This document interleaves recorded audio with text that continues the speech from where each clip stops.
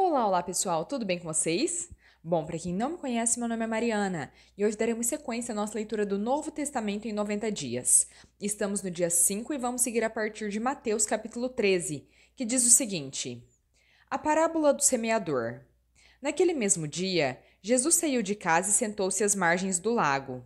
Ao seu redor, reuniu-se uma grande multidão, de modo que ele entrou em um barco e sentou-se nele. Ao povo reunido na praia, Jesus falou muitas coisas por parábolas, dizendo: O semeador saiu a semear. Enquanto ele semeava, uma parte caiu à beira do caminho, e as aves vieram e a comeram. Outra parte caiu em terreno pedregoso, onde não havia muita terra, e logo brotou porque a terra não era profunda. Mas, quando saiu o sol, a planta se queimou e secou porque não tinha raiz. Outra parte caiu entre os espinhos, que cresceram e sufocaram a planta. Outra ainda caiu em boa terra e deu boa colheita, de modo que produziu 100, 60 e 30 vezes mais. Aquele que tem ouvidos, ouça. Os discípulos aproximaram-se dele e perguntaram: Por que falas ao povo por parábolas? Ele respondeu: A vocês foi dado o conhecimento dos mistérios do reino dos céus, mas não a eles. Pois ao que tem, mais lhe será dado e terá em grande quantidade. Mas ao que não tem, até o que tem lhe será tirado. Por essa razão eu lhes falo por parábolas, porque vendo não veem e ouvindo não ouvem nem entendem. Nele se cumpre a profecia de Isaías. Certamente vocês ouvirão, mas jamais entenderão. Certamente vocês verão, mas jamais perceberão. Porque o coração deste povo se tornou insensível. De má vontade ouviram com os ouvidos e fecharam os olhos. Se assim não fosse, poderiam ver com os olhos, ouvir com os ouvidos, entender com o coração, converter-se, e eu os curaria. Mas bem-aventurados os olhos de vocês, porque veem, e os ouvidos de vocês, porque ouvem. Pois em verdade lhes digo que muitos profetas e justos desejaram ver o que vocês estão vendo, mas não viram, e ouvir o que vocês estão ouvindo, mas não ouviram. Portanto, ouçam o que significa a parábola do semeador. Quando alguém ouve a mensagem do reino e não a entende, o maligno vem e arranca o que foi semeado no seu coração. Este é o caso da semente que caiu à beira do caminho. Quanto à semente que caiu em terreno pedregoso, este é o caso daquele que ouve a palavra e logo a recebe com alegria. Contudo, visto que não tem raiz em si mesmo, permanece pouco tempo. Quando surge alguma tribulação ou perseguição por causa da palavra, logo a abandona. Quanto à semente que caiu entre os espinhos, este é o que ouve a palavra, mas as preocupações desta vida e o engano das riquezas sufocam a palavra e ela se torna infrutífera. Quanto à semente que caiu em boa terra, é o caso daquele que ouve a palavra e a entende. Este produz uma colheita de 100, 60 e 30 vezes mais. A parábola do joio. Jesus lhes contou outra parábola, dizendo: O reino dos céus é como um homem que semeou boa semente no seu campo. Mas enquanto todos dormiam, veio seu inimigo e semeou o joio no meio do trigo e se foi. Quando o trigo brotou e formou espigas, o joio também apareceu. Os servos do dono do campo dirigiram-se a ele e disseram: O senhor não semeou boa semente no seu campo? Então de onde veio o joio? Um inimigo fez isso, respondeu ele. Os servos lhe perguntaram: O senhor quer que o arranquemos? Ele respondeu: Não, porque ao arrancar o joio, vocês poderiam arrancar com ele o trigo. Deixem que cresçam juntos até a colheita. Então, direi aos encarregados da colheita: Juntem primeiro o joio e amarrem-no em feixes para ser queimado. Depois, juntem o trigo e guardem-no no meu celeiro. As parábolas do grão de mostarda e do fermento. Jesus contou-lhes outra parábola. O reino dos céus se assemelha a um grão de mostarda que um homem semeou no seu campo. Embora seja menor entre todas as sementes, quando cresce é uma das maiores hortaliças e se torna uma árvore, de modo que as aves do céu vêm fazer ninhos nos seus ramos. Jesus contou-lhes ainda outra parábola. O reino dos céus é como o fermento que uma mulher pegou e misturou com 3 sacos de farinha, e toda a massa ficou fermentada. Jesus falou todas essas coisas à multidão por parábolas. Nada lhes dizia sem usar alguma parábola, cumprindo-se assim o que fora dito pelo profeta. Em parábolas abrirei a minha boca, proclamarei coisas ocultas desde a criação do mundo. A explicação da parábola do joio. Então ele deixou a multidão e foi para casa. Os seus discípulos aproximaram-se dele e pediram: Explica-nos a parábola do joio no campo. Ele respondeu: Aquele que semeou a boa semente é o filho do homem. O campo é o mundo e a boa semente são os filhos do reino. O joio são os filhos do maligno, e o inimigo que o semeia é o diabo. A colheita é ao fim desta era, e os encarregados da colheita são os anjos. Como o joio é colhido e queimado no fogo, assim acontecerá no fim desta era. O Filho do Homem enviará os seus anjos, que tirarão do seu reino tudo o que faz cair no pecado e todos os que praticam iniquidade, e os lançarão na fornalha ardente, onde haverá choro e ranger de dentes. Então, os justos brilharão como o sol no reino do seu Pai.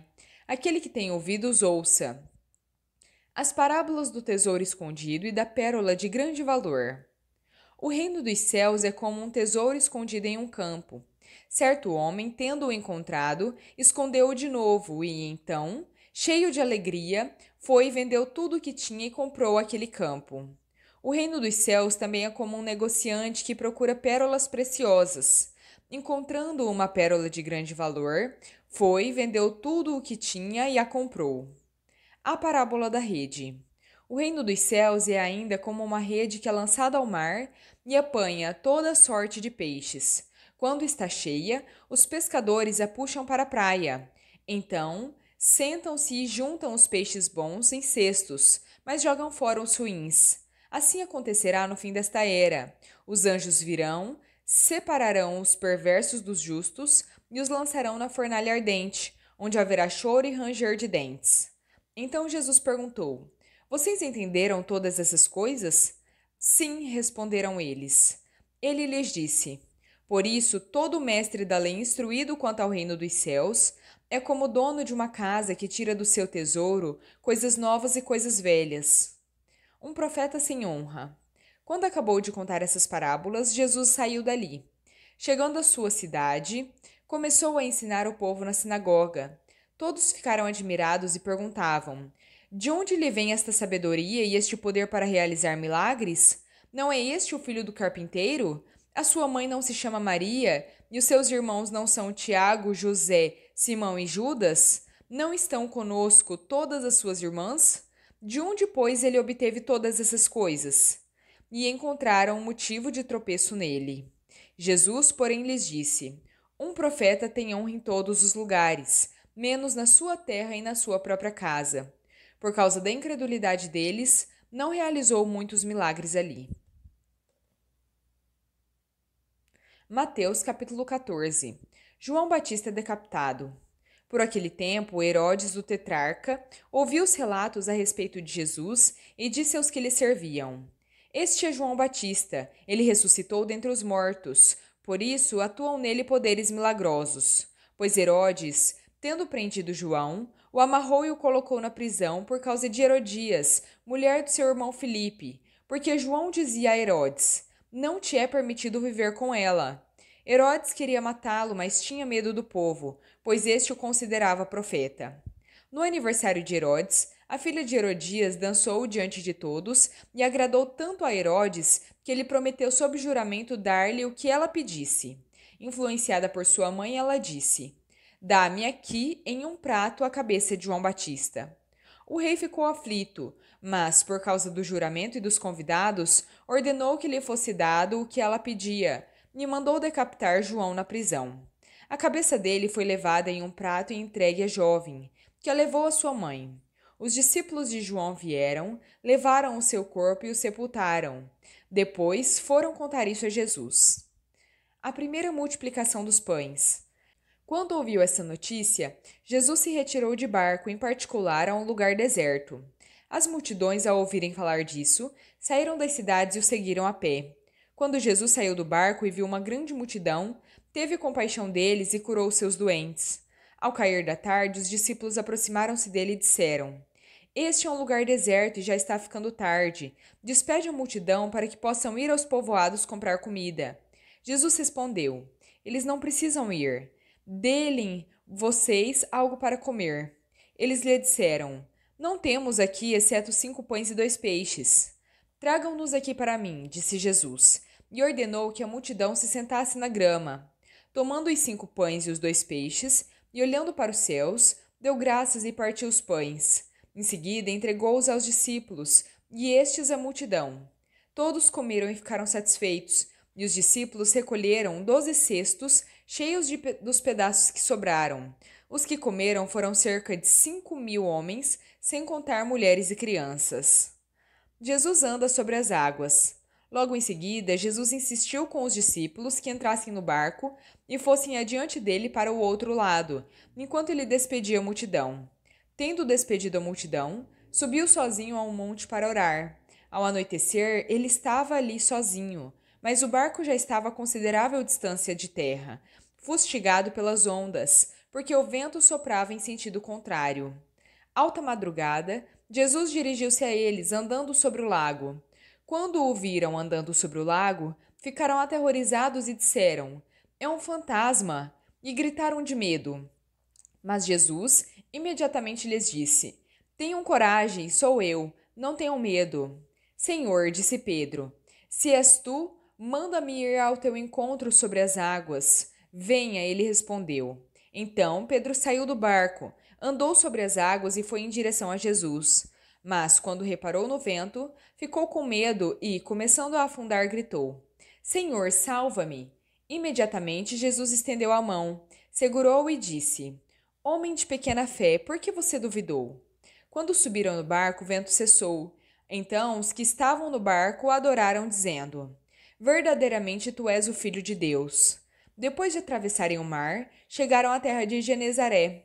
Quando os homens daquele lugar reconheceram Jesus, espalharam a notícia em toda aquela região e lhe trouxeram os doentes. Suplicavam-lhe que, ao menos, pudessem tocar na borda do seu manto, e todos os que nele tocaram foram curados.